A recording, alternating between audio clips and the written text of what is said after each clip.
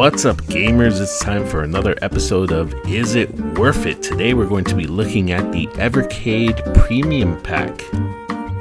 So today we're going to mix it up a little bit. We're going to combine an unboxing of the Evercade with our Is It Worth It review. So here you have the Evercade Premium Pack box.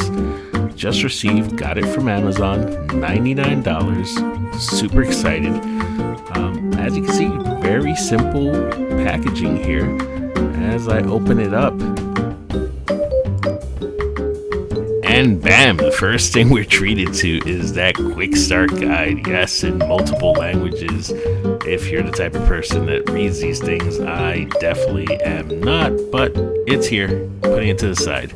Now, pulling out the Evercade device itself, it feels pretty sturdy. It's reminiscent of those old Sony Ericsson phones. They had that orange, border, and they felt like you could actually throw them across the room and they'd survive. The buttons feel nice and clicky, so does the D-pad. Feels great, but let's put that to the side for now and keep going into the box.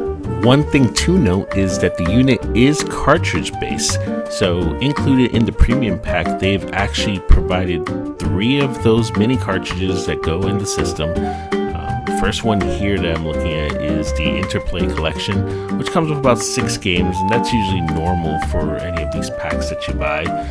Here's the Data East Collection, again another 6 games, I believe. Oh no, actually this one has 8. Putting into that to the side too. And then there is the Atari, and this is the one that has 20 games in total, I believe, based on what I've read. And you can see in the back of the box here, they've kind of laid that out for you. Also putting that to the side.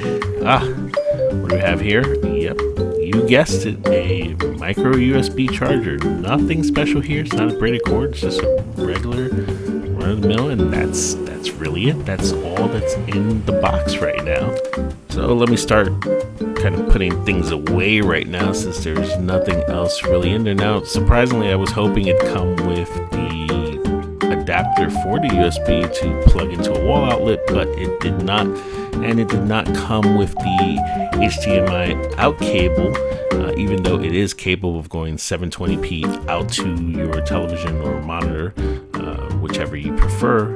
Would have been nice if that was included in the bundle, but it's not, so you can pick those up on Amazon pretty cheaply. But jumping right into what we really care about, which is the games, and here's going through the Atari Collection, you can see all the games that are included. There are a bunch. I mean, there's everything from Centipede to Asteroids to Double Dunk, Desert Falcon, Food Fight, Gravatar, Missile Command. It's just a nice, robust list of Atari games that you get here. And considering you only paid $99 for it and they throw 3 of these cartridges in, it's not a bad deal, honestly. In the Interplay Pack, you can see that you get the little lighter version, 6 games, but you have Earthworm Jim, you have Clay Fighters, and a couple other games, Battle Chess.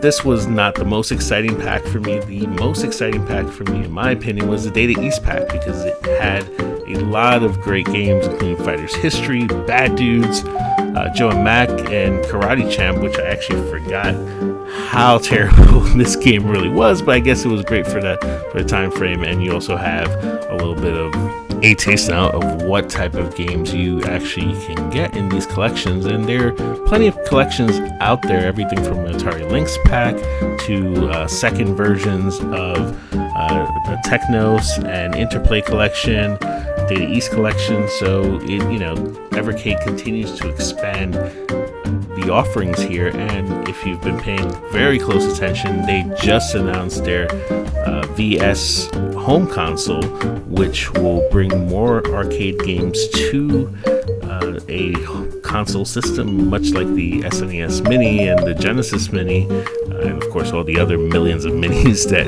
are out there. But playing this, it's actually a great little system to play as a handheld. It's a great little system where if you really want to, you can connect it to the TV. It's a little bit awkward because You have these cables hanging out of it for the HDMI, especially if you're someone that's going to play it for hours. Well, then you're also probably going to have to plug it into that USB cord, and I would suggest you buy that separate adapter so you can plug it into a wall outlet and have that continuous power kind of going if you plan to use it that way until this VS console comes out.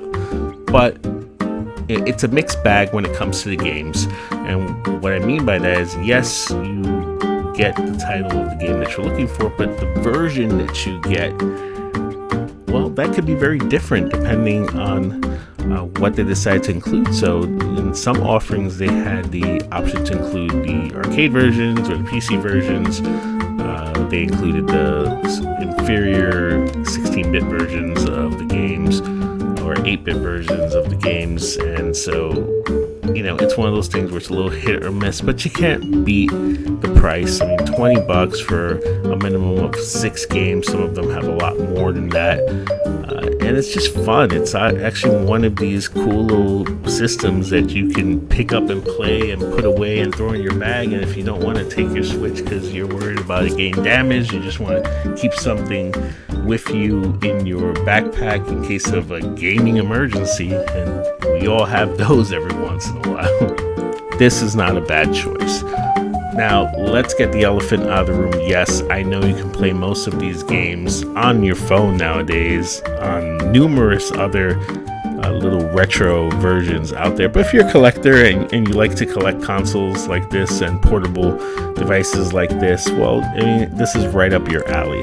This kind of checks all the boxes that you're looking for, and it gives you the ability to have someone curate the selections for you. I can tell you right away, for someone who has other retro devices, sometimes having hundreds and hundreds of games can be a little overwhelming, and you don't even know what to choose. And it's nice to have these little carts that have been curated with some of the best games out there for those collections. So it's actually really nice. And I'll be honest with you, some of these games I didn't even know existed until I bought some of these collections. And I bought the Technos collection.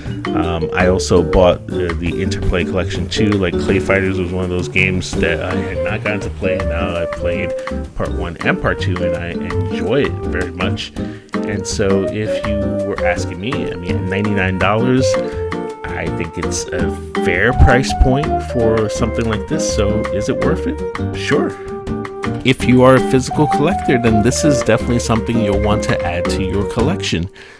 The fact that you can have these cartridges that are reminiscent of putting a Game Boy cart or Game Gear cart into a portable console definitely has a nostalgia effect. So if that's your thing, then definitely go pick one of these up. I'm that Game Dragon, and thank you again for listening to Is It Worth It?